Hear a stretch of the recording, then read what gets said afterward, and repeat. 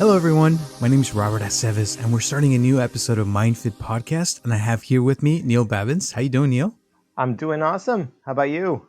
I'm doing great. With the news, by the way, that Disney California Adventure is opening up today. This morning at 6 in the morning, people were already lining up for it. So, and it's not the park, but just like they're opening the park, the parts of the park, just so you can go in shopping and maybe some dining.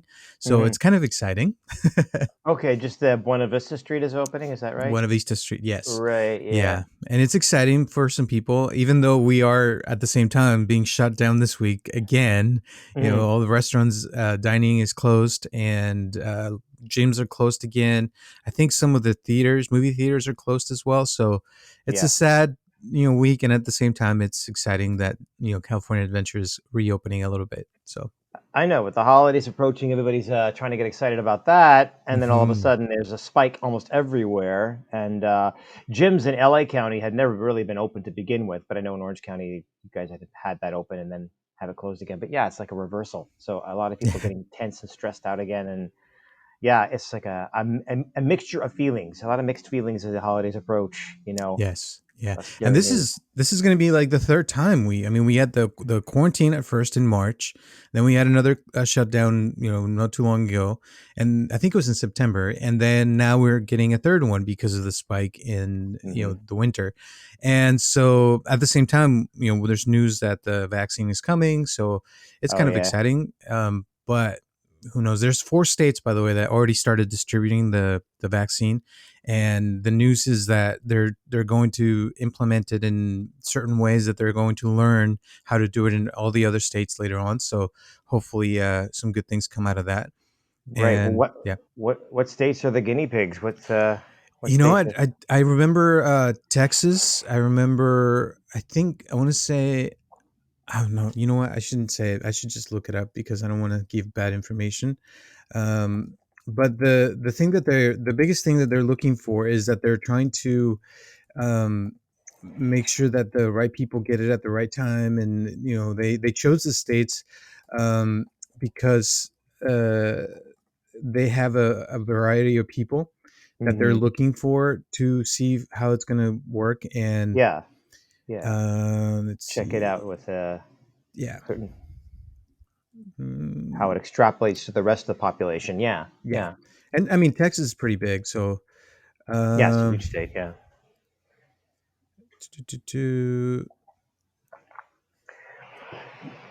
but yeah, it's the good news is that it's coming. The bad news, I heard that the vaccine needs to be in a certain temperature, so they need to have the infrastructure, which the U.S. does, but other hmm countries like Mexico doesn't have it, and so they're going to be suffering quite a bit until they figure out a way to either have the infrastructure or come up with other ways to put it out there. So, Right. oh my goodness, I think Tennessee is the second state in the pilot. Okay. Um, uh, Nashville, Tennessee, yeah, and then Rhode Island and New Mexico. There you go. Okay. That's a pretty good range. Yeah. Yeah, those are We got the one in the states that got it. southwest and one on the east. A Hmm. couple southern states. Yeah. Okay. All right. Yeah, so hopefully this gets to someone out there that needs it, and the more people that get it, the better. I also Yeah. read that people who already had it, their immunity is pretty strong, and that they did some research, and they're predicting that the immunity is going to last for years. So it's not going to be something where we need a vaccine every year like we thought it would be. And so Okay. those are good news as well, because people who already had it. I know there's been some cases of people who got it twice, but for the most part, the majority of people are not getting it again, which is good. And so those are good news. And so Uh-huh. with that, and then the vaccine at the same time, I heard that there's some good chances that we're going to be able to reach immunity pretty Pretty quickly. So fast. yeah, Yeah. we'll Okay. see. Okay. Yeah.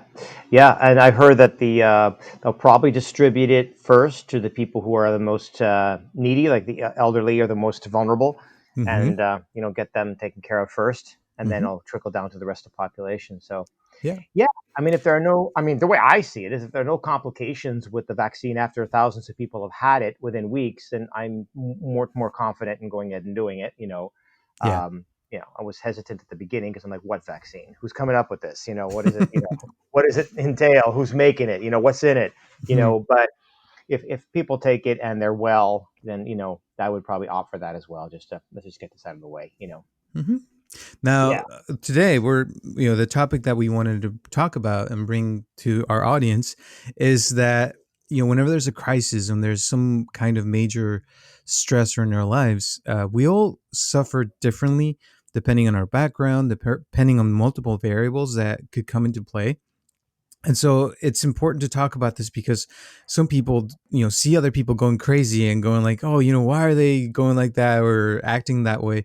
And they're not seeing that perhaps on their side, the other person is going through some really rough times.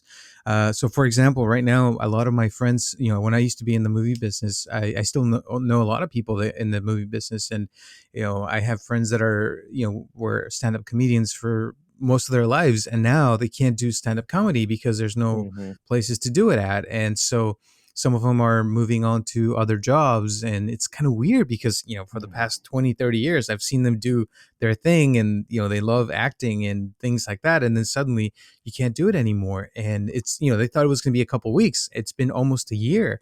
And Yeah. that's one industry. Then we have the restaurant industry, which is also suffering. And then there's Hmm. hotel industry, and there's a lot of places that are suffering, and then there's other people that are doing amazing.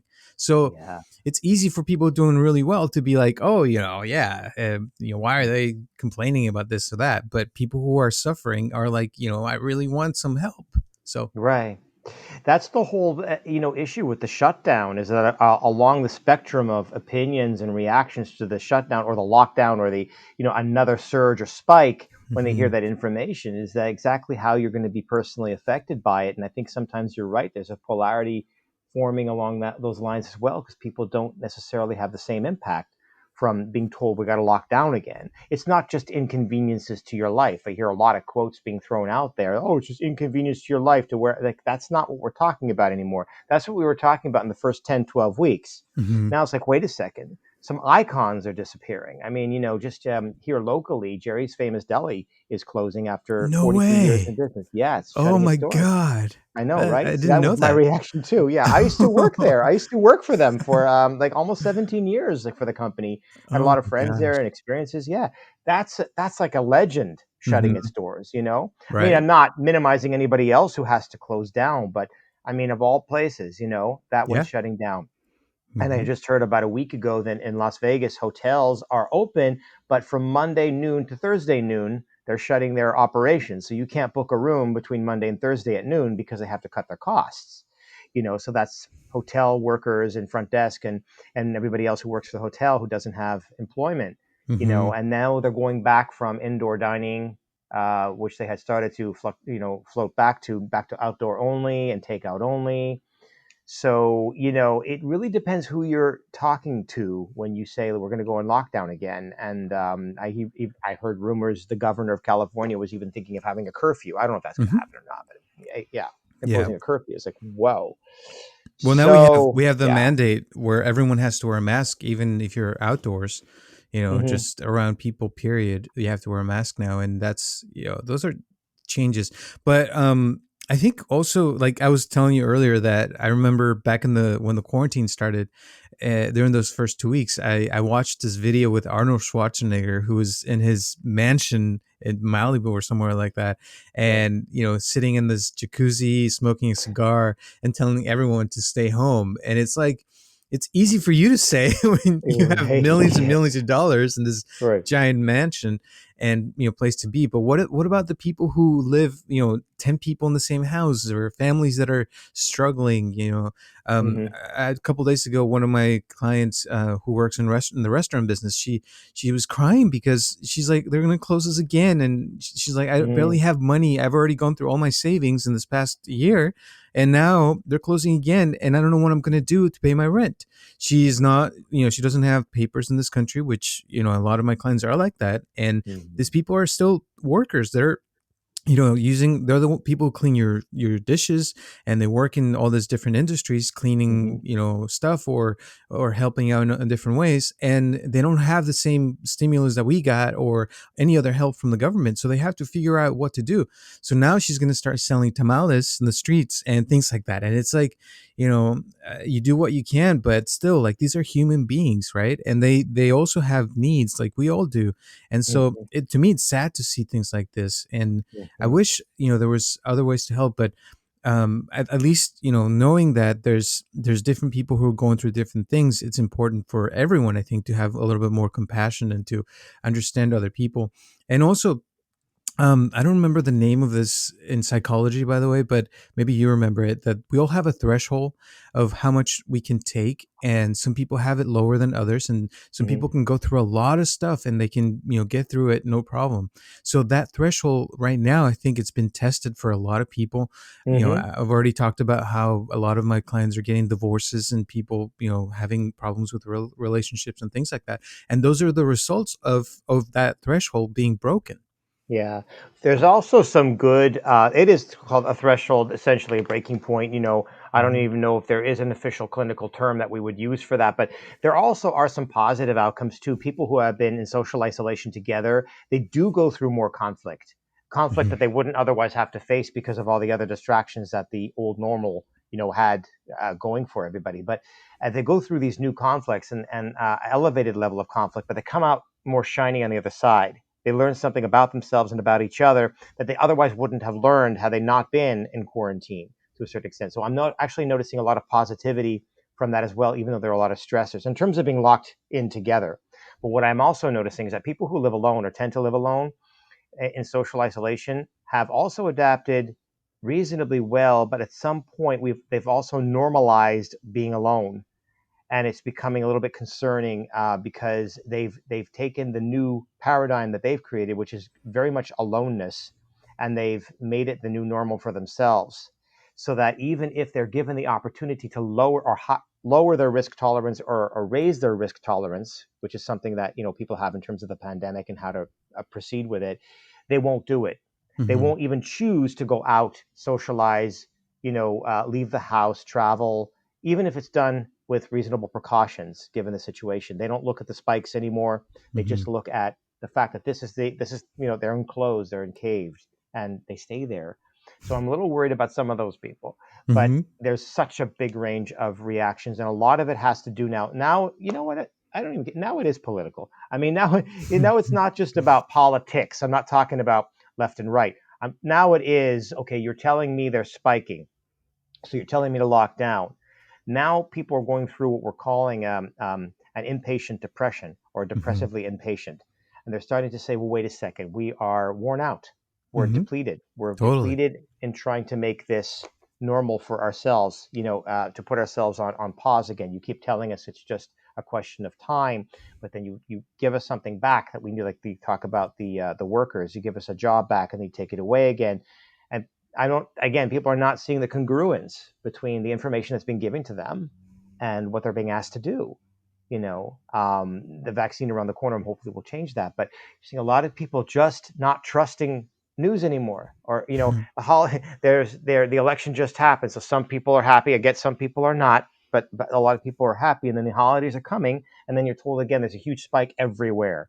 So Mhm. going back into lockdown. So it's like people are just, they're worn out.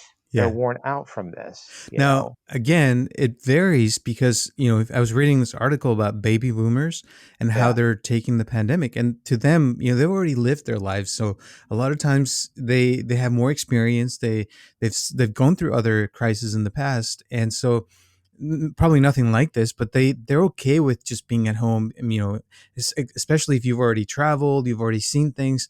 But someone who's younger, who hasn't experienced the world, and could possibly be hurting from money as well, it's a lot harder to take this in. And you tell them to go back, and to quarantine. It's like, oh man, like, why? And you want to go out there and party and enjoy your life and have experiences, but you can't.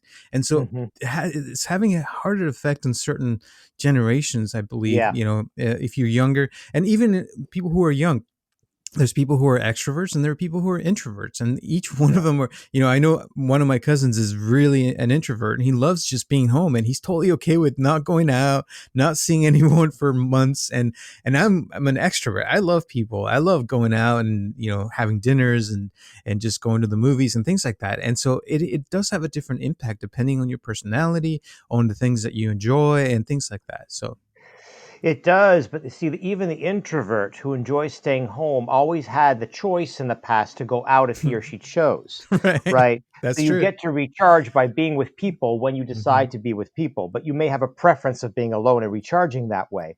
But now you're told not to go out, so you normalize staying in, and then the introvert becomes more introverted and then doesn't take opportunities as they come up. And that's my concern about the younger generations as well, the ones who are more cautious. When Hmm. things start opening up, has that affected you permanently? Or will you go right back to where you would have been before? I know one person said to me, and I think that was very interesting. He said that, am I really missing my friends, or am I just pissed off that I'm told I can't see them? So which psychological principle is really fueling him the most about not about having to go back into lockdown? Do I really miss everybody as much as I say I do, and what I used to do as much as I say I do? Or am I starting to resent the fact that I'm told that I cannot do it? The Hmm. control is taken away from me. The self-agency is taken away from me. Which factor is operating the most? Probably most people say a combination of both, right? Hmm. But which combination of which? Is draining this person. And also, some people are saying, okay, we can get together, but everybody has to be tested, then stay at home for 14 days, and then we all have to share our test results with each other. Then we can get together. Personally, and I'll tell you this personally, I'm not doing that kind of thing. I'll get tested, but I'm not going through the whole rigmarole just to get together with people. I find that to be something that I'm willing to do for a short period of time, unless they show me evidence that it's absolutely necessary, because there's so much open interpretation, you know. Um, and I know that, like, for example, I saw an advertisement for Hawaii. Come to Hawaii. Wouldn't a Hawaiian vacation be really great right now? I actually know a couple of people who've gone and or booked trips, but Hmm. you have to get tested first within 72 hours of boarding a flight. And they say, all the comments, there's like 245 comments already. They say, be very careful because you'll arrive. And if you had a certain test and not another test, they won't let you in. Oh my You know, gosh. yeah. Okay.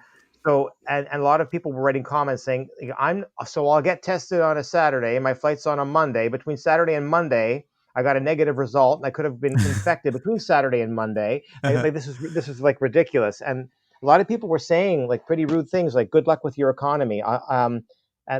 Somebody even said to Hawaiian Airlines, you guys fly to Mexico?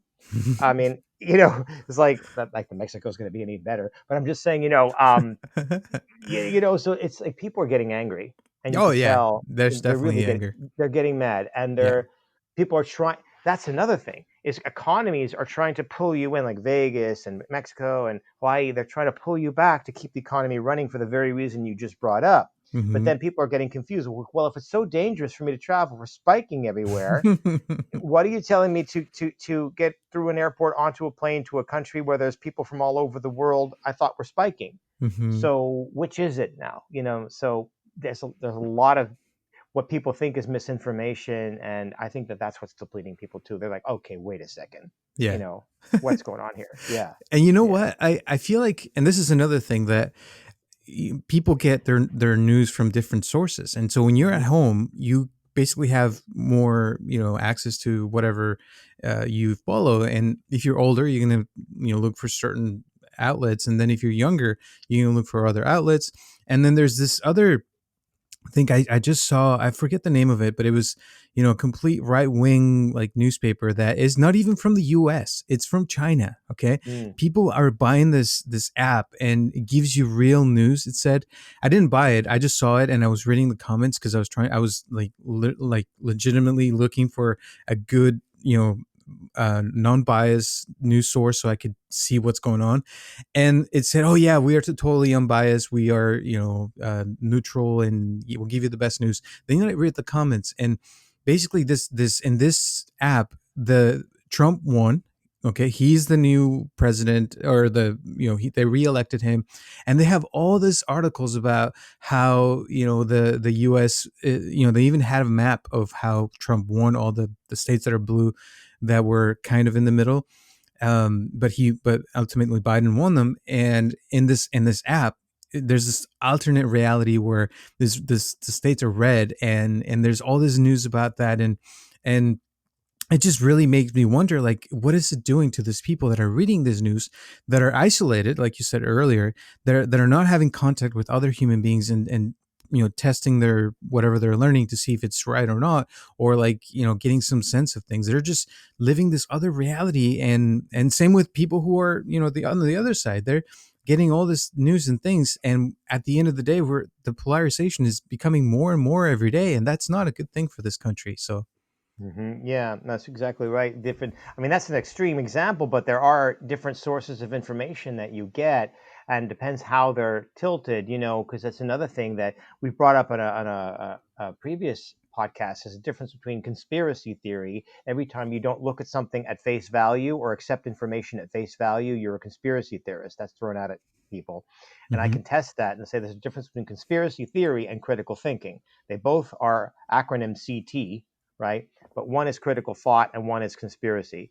And hmm it's not conspiracy to question what you're told at face value or the reasons behind what you're told, or how the information might be fudged a little bit in one direction or another, or how questions are asked. Somebody told me a statistic: one third of Americans know somebody who's died of COVID. wow. Almost I want dramatic music to play in the background after I'm dun dun dun. Yeah. Yeah. How is the question asked? How is that person related to you? I know somebody who died of COVID, but they're not close to me at all. I don't know anybody close to me who's died of COVID personally, and hmm I don't minimize it if people do. But if I was asked that question, just that question, do you know somebody who's died of COVID? The answer would be yes. So I'd be in that one third. But that person is not close to me. It's somebody I know of from somebody else, or I don't even know the person at all. I maybe met them once in my life, and they were like in their 90s, hmm so they've passed on from, which is still tragic, of course. But so, anyways, it depends how you interpret the information, and that's okay. The source of it, and a lot of people say if you don't accept what they're told at face value, that you're somehow a conspiracy theorist. So I say it's not a conspiracy. It's a design. Certain sources of news come in as a design. It's designed to, you know, present itself in a certain way. You doing okay? Yeah, sorry, I'm having throat issues. All right. Um, Mm. Yeah, yeah. So I think it's important to recognize that as well. Critical thought is part of risk tolerance. When you're taking a risk, a lot of people like to throw out venom saying, "Oh, it's the people who are taking more risks that are causing the spikes." I don't know this for a fact, but I would contest that. I'd say, "Look, show me all the facts and all the detail. I don't know where these spikes are coming from, but I know that a lot of singular incidences have been like, oh, you went to that party, so you caught it there." And they actually trace it back. And it turns out, no, they didn't catch it from going to that party. They caught it from one person who had it, who came to their house and visited them. You know what I'm saying? So you don't know where somebody's actually the point of contact. You know what I'm saying? So I don't know. It's Yeah, just it's I think it's hard to trace things like this, but at the same time, there's it's hard, like you said earlier, to believe things nowadays, because there's so much negativity, and like we've already talked about, fake news and things like that that are not true, and it's hard to tell, Mhm. especially when you have a president who is constantly coming up with his own reality and telling people to believe certain things, and it's like you're seeing one thing on one side, and then you see a complete opposite on the other, and it's like, who do you believe? you know Right. Well, so in the first election, when they said it was rigged and that we had Russian interference, I mean, there is a documentary I watched called Agents of Chaos. mhm. And if you watch that documentary, people could say, well, that documentary could have been rigged. Could have been, it could have been, but watch the documentary and you tell me. Russian people look you right in the eye and say, yes, we did it, you know, and this is how we did it. And they show you how. So, but when someone says that this election just happened was rigged, I'm like, okay, well, are there agents of chaos? Can I see? Like, so it's just there's so much misinformation, so many polarized beliefs that you could believe anything you want to. And I think that's also true of the pandemic, and that's why I bring that up as a framework, because you can believe anything that you want to believe based on what information you can find. Because when you have a belief in psychology, when you have a core belief, you'll look for evidence to amplify that belief, Hmm. and you'll dismiss counter evidence Hmm. about yourself. And that's where like issues of confidence come from, and self-esteem, is that you'll believe whatever your core belief tells you about yourself, and you'll gather evidence for it, or you'll sabotage counter evidence for it, or you'll create situations to turn out to be evidence based on what you already believe to be true. So Yeah. that's one of the reasons that we get stuck in life. And I just recently read this article about this man. I don't know if you heard about it, but he basically made bombs and sent them to a lot of leaders like Pelosi and I think Newsom and just multiple people in government. And he was an American and white male, and he basically was when they caught him, he had obviously some mental problems, and they looked at all his social media and his phone and all those things, and he was basically being just fed all the stuff from Trump, right? He was all the hate and all the tweets about hating Pelosi and hating this certain people. And basically, what they were talking about in the article is that these people are becoming radicalized within the U.S. So they call them terrorists now because the guy sent out this bombs. They didn't have a trigger on them, which is why he didn't get life in prison. Mm, He was just basically causing fear, creating fear to this leaders, and most of it was because he was angry and he wanted to get back at these people because of what Trump would say about them, mm, and this is just one case, but they found multiple cases like this of people who feel really angry and they just want to end these people's lives. Steve Bannon recently said that he wanted to see Dr. Fauci's head on a spike. I don't know if you heard that one, but no. he was removed from Twitter for saying that because Wow. this is like some really crazy stuff. But this leaders is easy for them to say things like this, but then there are people out there again that are getting this information, and they could be not very mentally stable, and stuff could spike in their head or spark in their heads, and things could come up. And I don't know if that was a right thing to say after that comment with Dr. Fauci, but what I mean is that we need to understand that people get information that they see on the social media on all this sources, and they could take it differently. We all are different human beings, and understanding that is important, and being more responsible with what goes out there, and also having critical thinking like you've been saying this whole time. Mm. So Yeah, when totalitarians take office throughout history, one of the first things they will always do is they will do a clean sweep of academics.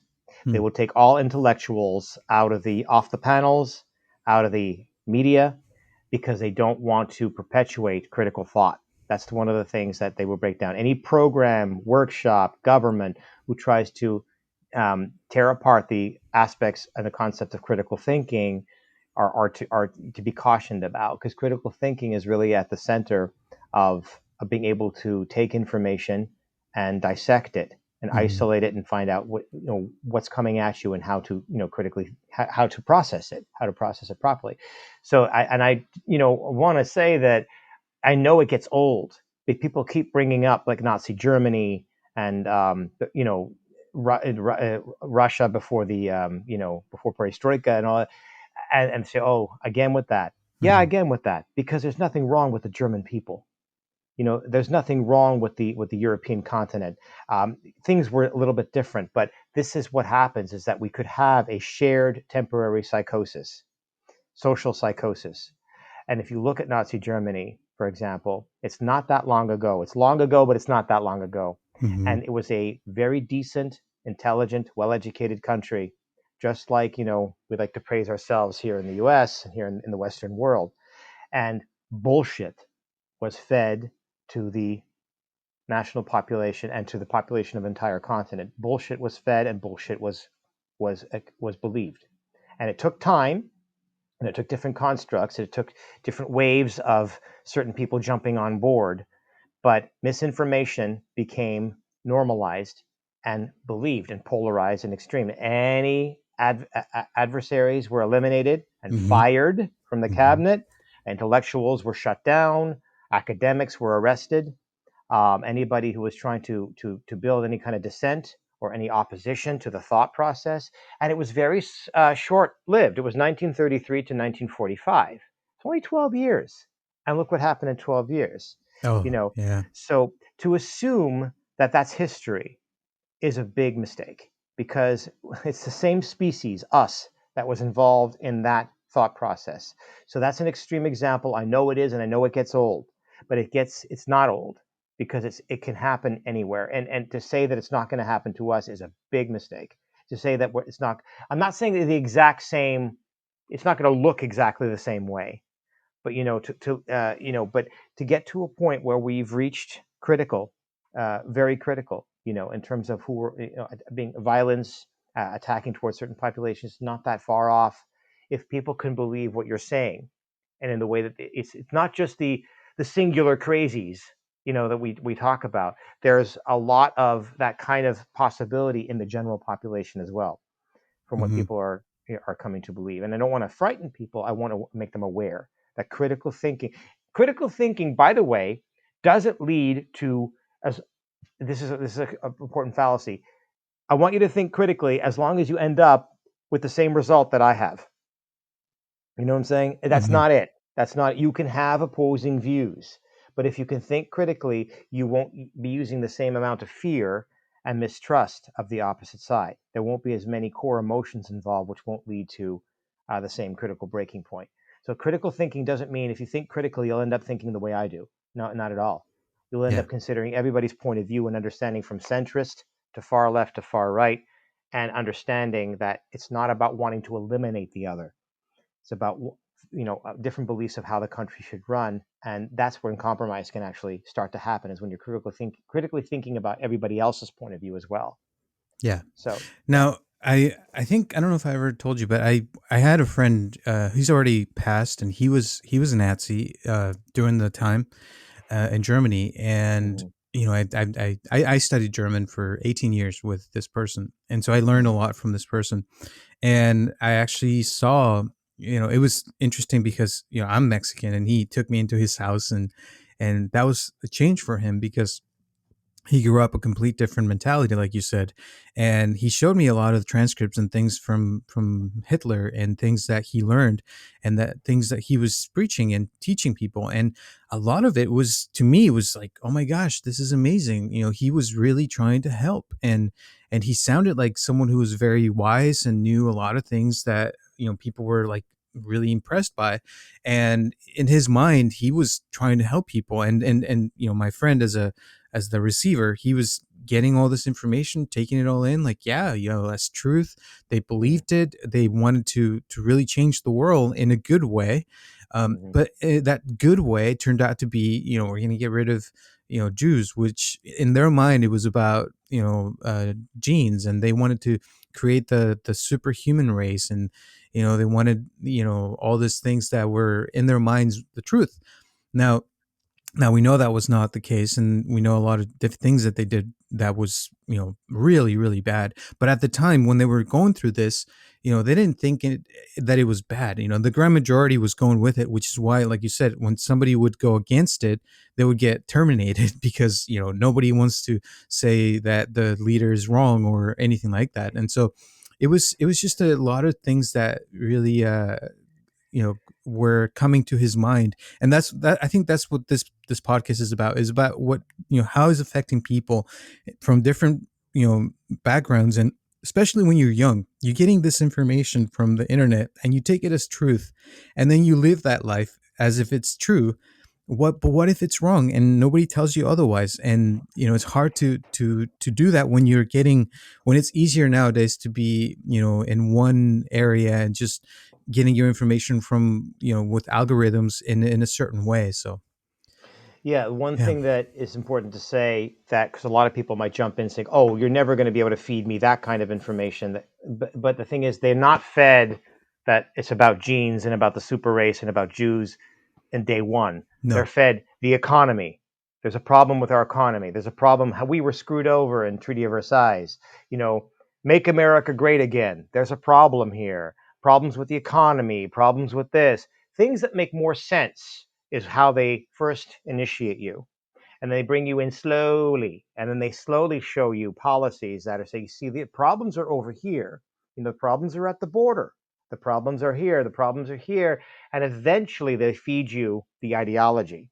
They breed you into the ideology, and then they feed you the ideology. So it's not like day one they're telling you it's about genes and about Jews, because most people are like, okay, but you're never going to get me to believe something like that. Not on day one, but on day 150, Mm-hmm. you know, I believe certain people in our government today can tell you anything they want to tell you, almost, and you'll almost accept it as truth, no matter if you're infiltrated to one side or the other.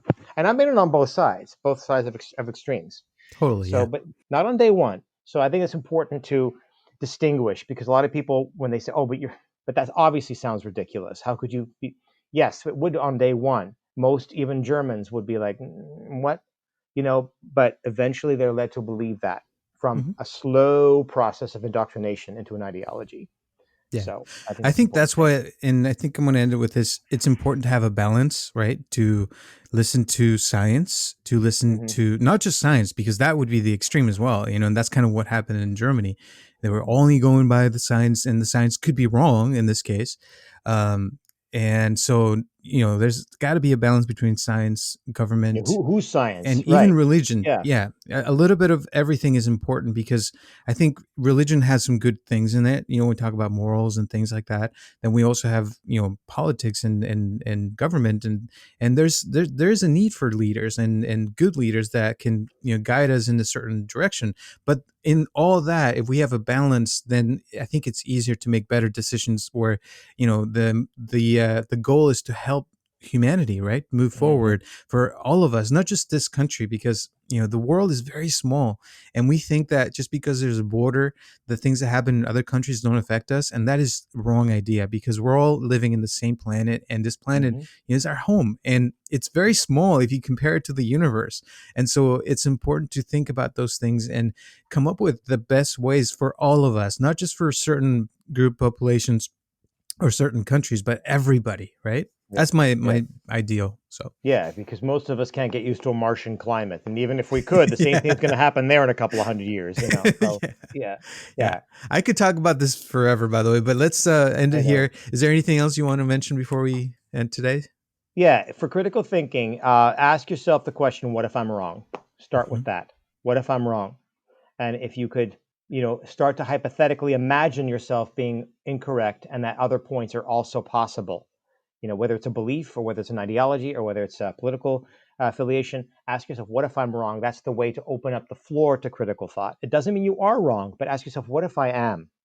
That'll sort of ease the tension of the certainty that people are starting to build on both sides. Hmm. And Yeah. have some compassion. Compassion is always Yeah. important to for other human beings, no matter if their thinking is completely different than yours. They're still human beings. We're all part of this thing. I know it's easy for me to say that, but when you're going through a lot of things, it's not as easy to think this way and to have compassion. But that's when we really need it the most, and to also have this positivity, right? To have hope for the future, and hope that things do get better, which they will. I mean, we always get through things like this, and things do get better, and there's a light at the end of the tunnel. So I think we're going to get through it, but hopefully soon. So Yeah. thank And you, Neil. Yeah, go ahead. yeah, thank you. Were you going to say Yeah. I something? was just going to say, I hope everybody has a happy holiday. Yeah, Happy Thanksgiving. I hope so Yeah. too. Happy Yeah. Thanksgiving to everyone. And Hmm. remember, we're here every Tuesday at 6 p.m. If you have any questions, we'd love to hear your comments and concerns about today's podcast. I know it wasn't an easy topic, and I know a lot of people are going through different things. So please send us your stories. Let us know what you're thinking and what you think about today. And if you have any questions or things you'd like us to talk about, we'd love to have that. Also, we're going to have a guest, I believe, next week. We'll Oh, yeah. see who it is. We'll let you Mystery know. guest. And yeah, and thank you to all the people who've been donating as well. We really appreciate that. And the people who've been listening to us since the very beginning. We really appreciate that. So thank you for your time, and we'll see you next Tuesday. See you next Tuesday. Bye. Bye bye.